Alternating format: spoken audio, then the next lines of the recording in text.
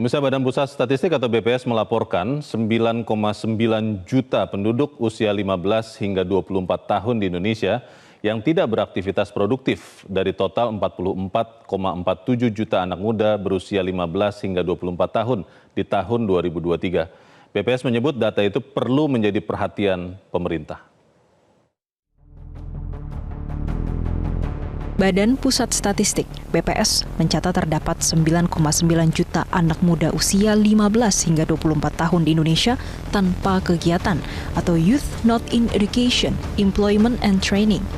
Angka tersebut dari total 44,47 juta anak muda usia 15 hingga 24 tahun atau sekitar 22,25% pada Agustus 2023. BPS mendefinisikan NEET sebagai penduduk usia 15 hingga 24 tahun yang berada di luar sistem pendidikan, tidak sedang bekerja dan tidak sedang berpartisipasi dalam pelatihan. Hal tersebut menggambarkan adanya tenaga kerja potensial yang tidak diberdayakan. Berdasarkan data BPS, persentase NEET jenis kelamin laki-laki sebanyak 4,1 juta orang atau 42,14% dari total persentase NEET. Sementara yang berjenis kelamin perempuan tercatat sebanyak 5,7 juta orang dengan persentase 57,86%. Sementara itu berdasarkan golongan umur terdapat 3,4 juta yang masuk kategori NEET berusia 15 hingga 19 tahun. Sedangkan 6,4 juta yang berusia 20 hingga 24 tahun. Menurut Direktur Eksekutif KOR Indonesia, Muhammad Faisal, data tersebut menggambarkan masalah kompleks ketenagakerjaan domestik. Hal tersebut berkaitan dengan penciptaan lapangan pekerjaan. Faisal mengatakan saat ini sektor yang paling banyak menciptakan lapangan pekerjaan seperti manufaktur, perdagangan, dan pertanian justru melambat. Sementara sektor jasa tertentu mencatatkan pertumbuhan signifikan. Jumlah penganggur pada masa pandemi kita tahu mengalami peningkatan, ya. Ini terjadi pada semua golongan usia, bukan cuma 15 sampai 24 tahun, tapi juga yang lebih tua daripada itu, ya, lebih senior. Nah, ketika pandemi sudah terlewati, sebetulnya di tahun 2021 itu hampir semua kategori usia ini mengalami penurunan jumlah penganggurannya. Nah, yang menarik adalah di tahun 2022 ternyata untuk usia 15 sampai 24 tahun, jumlah pengangguran terbukanya meningkat kembali. Yang meningkatnya sebesar 25%. Ini tidak terjadi pada kelompok usia yang lain, ya, yang di atas 24 tahun. Itu tidak terjadi. Ini yang menarik, ya. Nah, jadi memang kita ada permasalahan sekarang bukan hanya jumlah penganggurannya, ya, tapi juga adalah ternyata ada tren peningkatan pengangguran di usia muda. Nah, mereka ini banyak diantaranya yang di usia muda ini yang sebetulnya educated, mereka juga punya pendidikan yang relatif tinggi. Nah, di antara mereka ada yang tidak kebagian bekerja, ada juga yang memilih untuk tidak bekerja yang saya sebutkan tadi, ya, yang bukan angkatan kerja.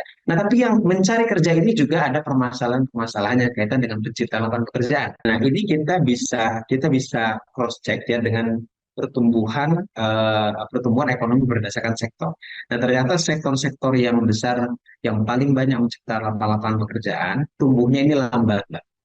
Yang tinggi pertumbuhannya itu adalah sektor-sektor yang penciptaan lapangan pekerjaannya lebih sedikit dan lebih spesifik, ya, sektor-sektor jasa-jasa tertentu, begitu, ya. Nah, tapi sektor yang besar-besar yang banyak menciptakan lapangan kerja seperti industri manufaktur, pertanian, begitu, ya, bahkan perdagangan pun, ya. Perdagangan biasanya relatif lebih banyak menciptakan lapangan pekerjaan, nah, tapi itu juga relatif lambat pertumbuhannya. Nah, kita lihat terakhir BPS di kuartal 1 merilis, ya, pertumbuhan ekonomi, dan kalau kita lihat sektor-sektornya industri pengolahan itu masih di bawah 5%, masih 4%. Nah, pertanian malah minus, kontraktif, ya, berkurang jumlah, bukan jumlah tenaga kerja, tapi value added-nya, ya, jadi output-nya berkurang. Nah, ketika tumbuhan sektornya secara value itu mengalami perlambatan, ini berkonsekuensi juga terhadap penciptaan lapangan pekerjaannya. Sementara itu, menurut Waketum Bidang Pengembangan Otonomi Daerah Kadin Indonesia, Sarman Simanjorang mengatakan, dunia usaha saat ini tumbuh positif. Namun, ada sektor tertentu yang masih wait and see, salah satunya sektor manufaktur. Secara umum, kondisi dunia usaha kita sebenarnya juga masih produktif dalam hal ini. Cuman memang ada sektor-sektor tertentu yang boleh dikatakan sedikit wait and see lah dalam hal ini.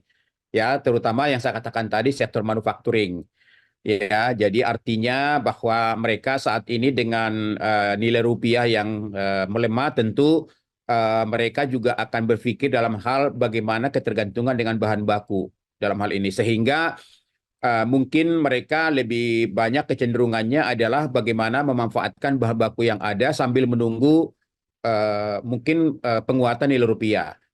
Itu satu. Yang kedua, mungkin katakanlah contoh misalnya produk tertentu kemungkinan itu size-nya sedikit dikurangi walaupun harganya mungkin masih tetap di harga yang sama. Karena kalau harganya dinaikkan tentu juga akan mempengaruhi daya beli masyarakat kita. Nah, tentu dari sisi tenaga kerja otomatis memang ya pasti akan menyesuaikan dalam hal ini. Menyesuaikan dalam arti kata menunggu momen yang pas ya di mana nilai rupiah kita semakin menguat, kemudian juga konsumsi rumah tangga kita semakin menguat, tentu nantinya juga akan berdampak terhadap penyerapan tenaga kerja dalam hal ini.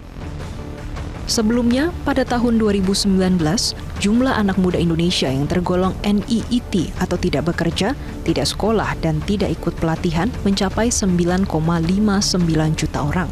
Rasionya setara 21,77% dari total penduduk usia 15 hingga 24 tahun secara nasional. Setelah itu, populasi NEET sempat berfluktuasi hingga 2023, jumlahnya hampir 9,9 juta orang dengan rasio 22,25%, lebih banyak dibanding tahun 2019. BPS menilai data tersebut perlu menjadi catatan dan perhatian pemerintah, terutama membuat kebijakan penciptaan lapangan kerja. Dari Jakarta, Jessica Wulandari, Metro TV. Pemirsa, Dana Moneter Internasional atau IMF memprediksi 60% pekerjaan di negara maju akan terdampak oleh teknologi kecerdasan buatan artificial intelligence atau AI. Sementara 40% pekerjaan global akan terdampak dalam 2 tahun ke depan. Managing Director IMF Kristalina Georgieva mengatakan AI akan menerjang pasar ketenagakerjaan seperti tsunami. Georgina menyatakan saat ini agar setiap negara membentuk regulasi dan menawarkan program pelatihan ulang sebagai solusi untuk menghadapi dampak AI. Lebih lanjut, Kristalina mengatakan AI akan berdampak positif untuk meningkatkan produktivitas jika mengelolanya dengan baik. Namun AI juga bisa menyebabkan misinformasi dan melebarnya kesenjangan dalam masyarakat. IMF memprediksi dampak dari AI akan lebih terasa di negara maju dibandingkan negara berkembang. Di negara maju, IMF memprediksi 60% pekerjaan akan terdampak AI, sementara di negara berkembang dan negara berpenghasilan rendah, 40 hingga 26% pekerjaan akan terdampak AI.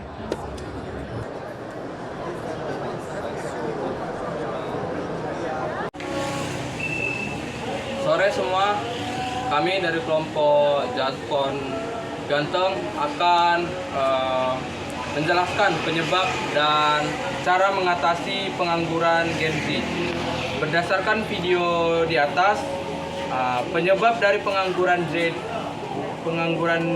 Gen Z itu yang pertama ada kesenjangan keterampilan, yang kedua minimnya lapangan pekerjaan, yang ketiga ada ketergantungan pada sektor informal, yang keempat dampak pandemi. Cara mengatasi pengangguran Gen Z ini yang pertama ada peningkatan kualitas pendidikan dan pelatihan, ada pengembangan wirausaha, pembangunan infrastruktur, deregulasi dan reformasi birokrasi, pemanfaatan teknologi dan industri 4.0, pengembangan sektor pertanian dan pariwisata, perbaikan sistem jaminan sosial dan ketenagakerjaan, serta kerjasama pemerintah dan swasta. Sekian dari video kami, terima kasih.